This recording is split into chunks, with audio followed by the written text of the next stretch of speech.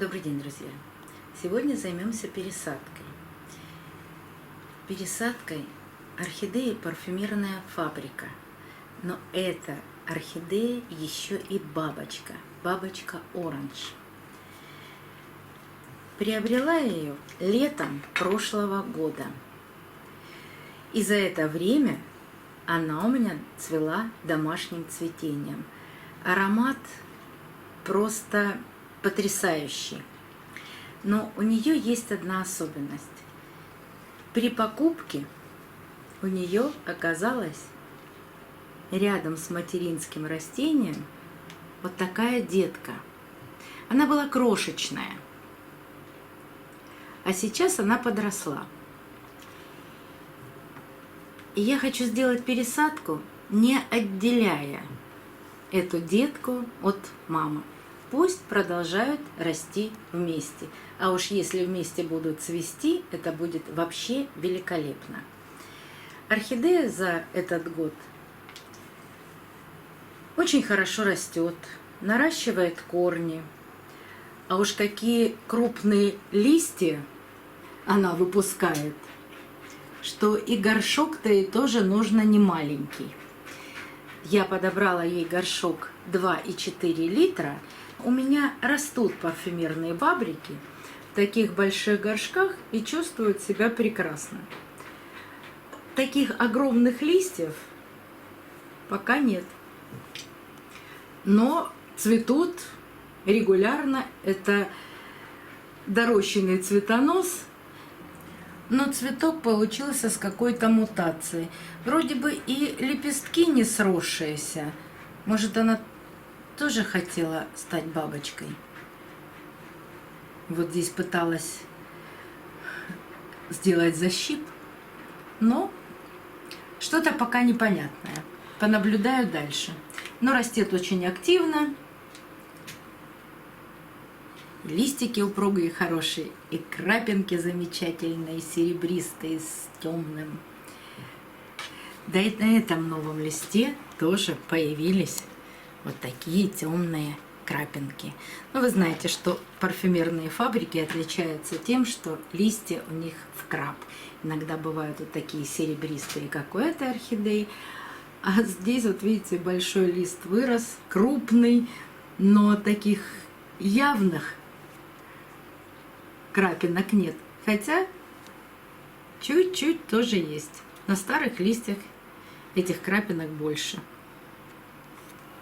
Ну что ж, давайте пересаживать.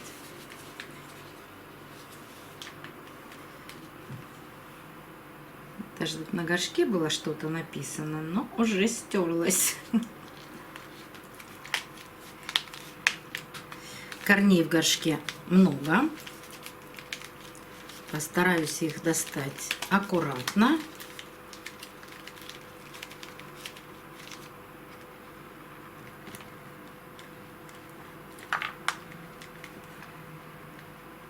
Нажимаю на горшок. Если корни приросли к пластику, они отпустят пластик и отойдут от горшка. Я их не сломаю. Так. Вот так. Все.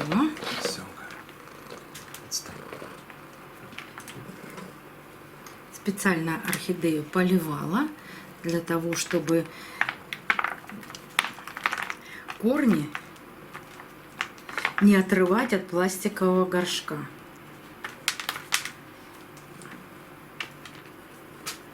Вот он, торфяной стакан, который не помешал орхидее и цвести, и растить корни, и растить листья.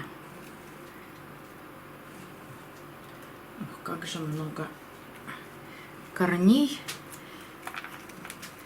И сложно убрать грунт.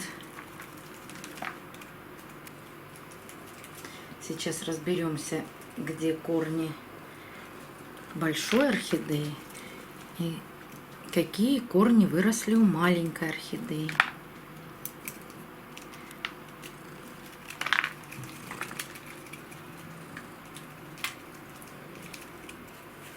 Конечно, важно сейчас при пересадке убрать этот торфяной стакан.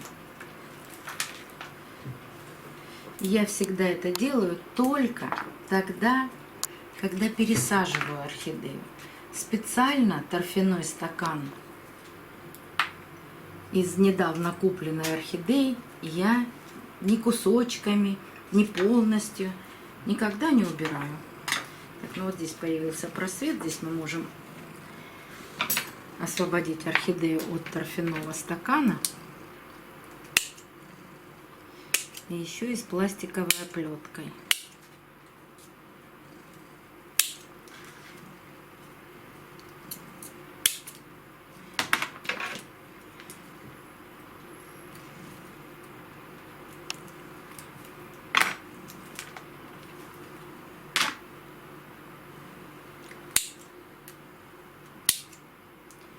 Приходится пластик разрезать на фракции, чтобы можно было удобно его достать и не поранить корни орхидеи.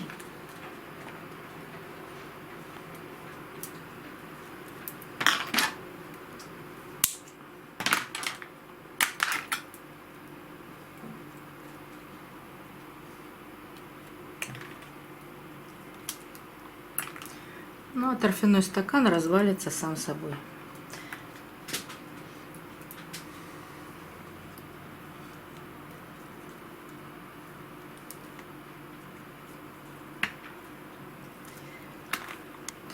И вот смотрите, в торфяном стакане корни не погибли. Они есть, они живые. Может быть, не растущие, а может быть и растущие, потому что вот этот корень, который был в торфяном стакане, уходит куда-то в глубину, и я сейчас не вижу, где же он заканчивается. Такой грунт отрывать от корней, даже влажный, сложно, можно повредить корень. Если он сам так легко не отделяется от корня, то лучше не трогать. Лучше пойти промыть орхидею под проточной водой и там остатки грунта удалить легче. То есть и корни еще напитаются влагой, и грунт наберет влагу, и они сами собой могут разъединиться. Как я это делаю, оставлю видео в правом верхнем углу экрана. Смотрите с 13 минуты.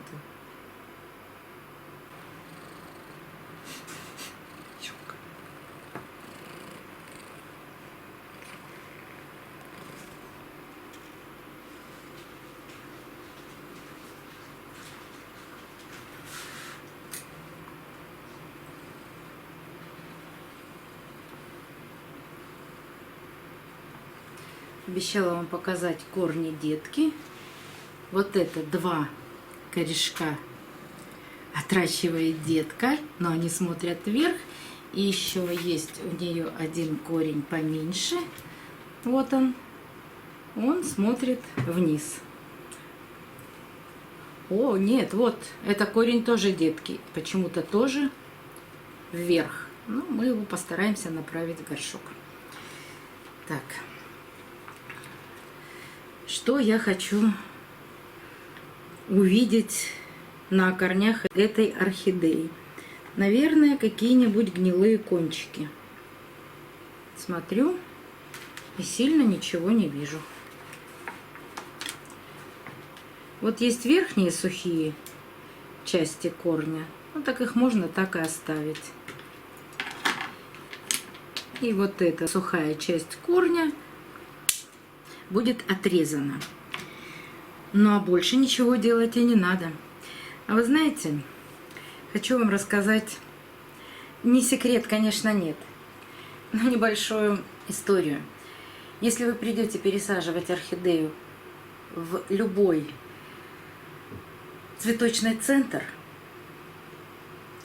а есть сейчас такая услуга у цветочных центров, то никто корни орхидеи промывать не будет.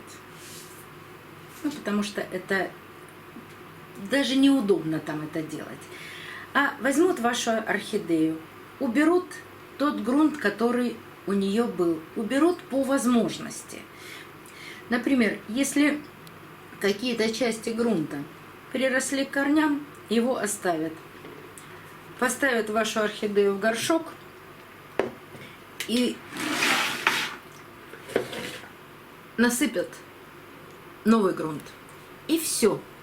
И орхидея тоже будет чувствовать себя прекрасно и будет дальше расти. Так что вот те манипуляции, которые мы делаем с корнями орхидей, это наше личное желание. Убрать гнилые корни, посмотреть, что там в горшке. Да, конечно, если мы пересаживаем орхидею через 5, 6, а то и 10 лет бывает, конечно, у орхидей много гнилых корней, много корней, которые просто старые и уже не работают. А вот у такой орхидеи, которая всего растет у меня год, но пусть она еще год росла у садовника, но может быть чуть больше, то есть и где-то 2,5 года. Корни у нее пока все живые, здоровые, какие-то растущие, какие-то более старые возрастные корни. При пересадке может некоторое количество корней сбросить, но так как у нее есть живые растущие корни, то орхидея продолжит свой рост. Пока я вам все это рассказывала, я поместила орхидею в горшок, опустила все корни внутрь горшка, и даже у маленькой орхидеи я тоже заправила корни в горшок. Когда они влажные, напитанные водой, это сделать можно безболезненно. И так как я сажаю орхидеи в керамзит, я в горшок насыпаю керамзит.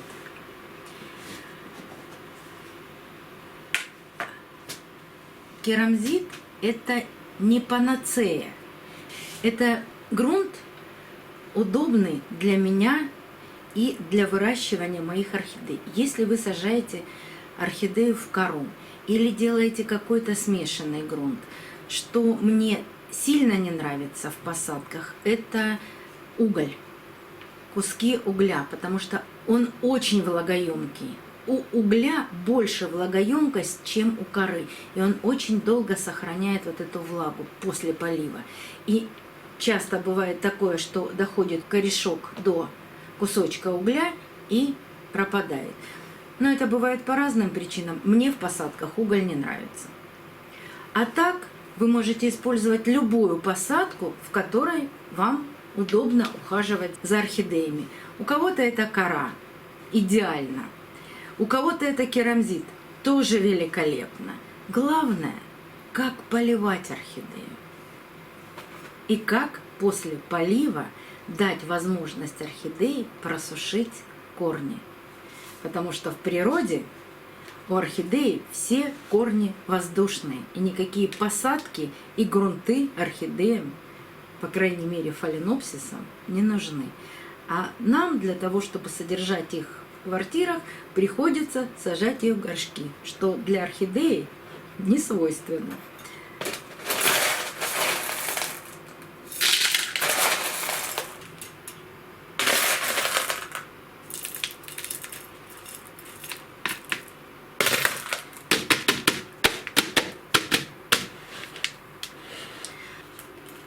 Почему я сделала такую совместную посадку? Основания двух орхидей находятся на одном уровне. И важно в посадке, чтобы они так и остались. Эти основания, то есть зеленый ствол орхидеи, был выше грунта, для того, чтобы к нему проникал воздух и было проветривание. Парфюмерные фабрики, да, они немного капризны. Какие капризы я заметила у своих парфюмерных фабрик? Если попадает вода в точку роста или в пазух листа, то у орхидеи начинается гниение. если я лечу орхидеи, то есть провожу опрыскивание от вредителей, обязательно у парфюмерных фабрик всегда убираю сухой салфеткой воду из точки роста и из пазух листьев.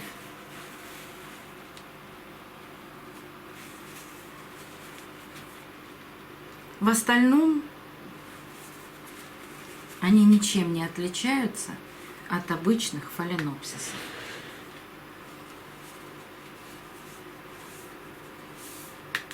Только ароматом. Наверное, все знают, что цветочки мелкие, листья могут быть крупные, зато их любят в основном за их аромат. Недаром у них название парфюмерные фабрики. Вот такая пересадка. Когда зацветет, обязательно вам ее покажу. У нее и цветы роскошные. Не забывайте, что полив в керамзите отличается от полива в коре. Я об этом много рассказываю, и чтобы не удлинять видео до бесконечности, оставляю ссылки в правом верхнем углу экрана, где я рассказываю о поливах подробно и понятно, как поливать в керамзите, как поливать в коре, разные способы. Выбирайте для себя удобный и комфортный, ориентируйтесь на вашу температуру в помещении и поливайте орхидеи правильно. Смотрите видео о поливах. До новых встреч, друзья! Увидимся на канале.